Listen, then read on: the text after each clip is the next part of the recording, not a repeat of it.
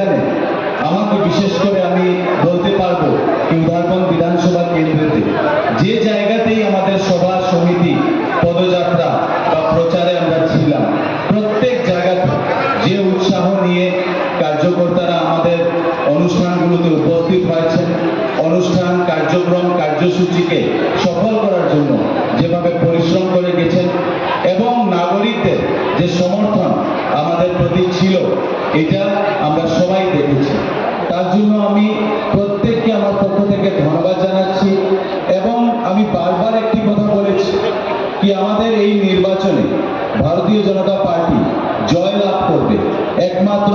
আমাদের কার্যকর্তাদের পরিশ্রমের ফলে। এবং আজকে আবার আমি বলবো কি আপনারা যেভাবে পরিশ্রম করে গেছেন তার জন্য আজকে আমরা এই জায়গাতে বসার আমরা সুযোগ পেয়েছি। আমাদের মাননীয় প্রধানমন্ত্রী নরেন্দ্র মোদীজি, আমাদের মাননীয় মুখ্যমন্ত্রী ডক্টর হিমন্ত বিশ্ব শর্মা মহাশয় আমাদের ভারতবর্ষে এবং আমাদের রাজ্যকে যেভাবে এগিয়ে নিয়ে যাচ্ছে, প্রত্যেক নাগরিকরা যেমনি সুবিধা লাভ করে এবং আমরা যারা কার্যকর্তারা আছি, আমরা যখন সভা সমিতি গিয়েছি, বিভিন্ন সভা সমিতিতে আমরা অংশগ্রহণ করেছি, আমাদের কাছে অনেক কিছু বলার ছিল। আমরা বিভিন্ন উন্নয়নমূলক প্রকল্পের কথা আমরা বলেছি,